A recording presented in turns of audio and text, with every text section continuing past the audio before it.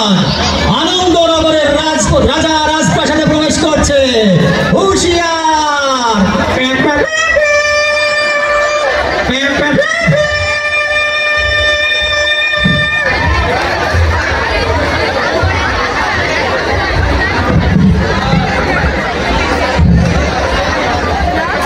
হুজুর সাহেব, কি অবস্থা?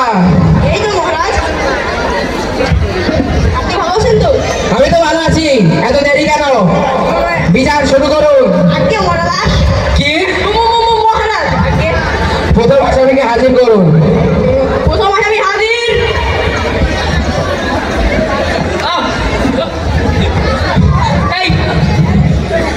এই বচ্চ কে? বচ্চ এর অপরাধ কি? এর অপরাধ আমার স্বামীকে খণ্ডিত করতে বলুন। এই বলো, যাহা বলিব সত্য বলিব, সত্য বলিয়া মিথ্যা বলিব না। যাহা বলিব মিথ্যা বলিব। বলো, যাহা বলিব সত্য বলিব, সত্য বই মিথ্যা বলিব না। যাহা বলিব মিথ্যা বলিব। বলো, যাহা বলিব সত্য বলিব, সত্য বই মিথ্যা বলিব না। যাহা বলিব সত্য বলিব, সত্য বলিব মিথ্যা বলিব না। এই হতভাগা, তোমার অপরাধ মহারাজের সম্মুখে বর্ণনা করো। মহারাজ, আমি কিছু করিনি মহারাজ। হুজুর সাহেব তাড়াতাড়ি। মহারাজ, সন্ধ্যাবেলায় আমি পড়তে বসছিলাম, এমন সময় একটি মশা আমার সামনে দিয়ে শরীর করে চলে গেল। সম্মান করে এসে আমার হাতের উপর পড়ল। তারপর? আমি মশাটিকে বললাম, এই মশা যা যা। তারপর? মহারাজ মশাটি গেল। আমি আবার মশাটিকে বললাম, এই মশা যা যা। তারপর? মহারাজ মশাটি গেল না, উল্টো আমার হাতে কামড় দিয়ে বসলো। তারপর? মহারাজ সেই যন্ত্রণা সহ্য করতে না পেরে আমি মশাটির উপর ঠাস করে চড় মারলাম।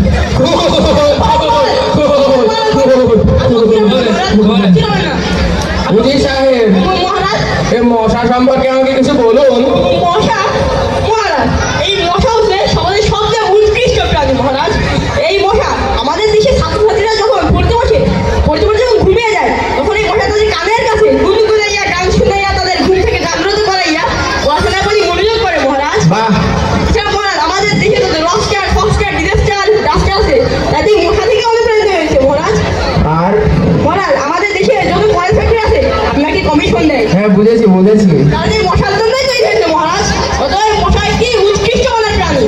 তাহলে এই বচ্চ তো মশা হত্যা করিয়া অনেক গুরুতর অপরাধ করিয়াছে। আগে নিয়ে যাবো না।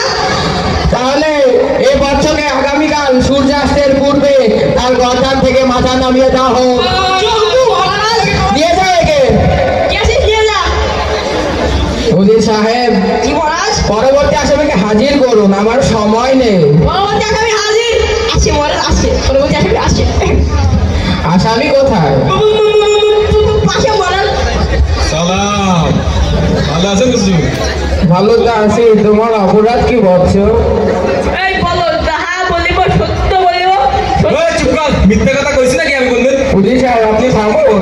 আমার তো দাদার সাথে কথা। আপনি বলুন। ওই হুজুর, ঘটনা হয়েছে কি তুই সব আমার বাড়ির পাশে থাকতে ধরিম সাহেব বিদেশেই মেলা টাকা পয়সা করে ফেলিছে। বাড়ির পাশে দেখছি 4 বাড়ি করছে। আচ্ছা ঠিক আছে, আমি যাই বললাম যে টাকা পয়সা চালাম, বললাম যে বুলা বাইনের লগে একটু গাঞ্জা খাই। বেটা কয় কি জানেন, তোর তো টাকা পয়সা দিবই না, তুই যা বাদ দি কর। শুনি তো আমার মাথা একদম হিট, একদম মাথা হিট হয়ে গেছে। আমি বাড়ি যাই ছুরি হাত দেওয়া শুরু করে দিছি একদম।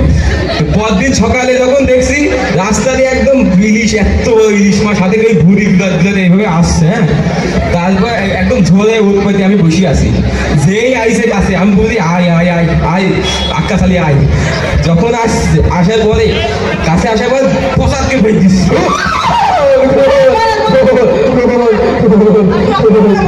কি হবে না হুজুর সাহেব, মহারাজ? এই মানুষ সম্পর্কে আমাকে কিছু বলুন। মানুষ?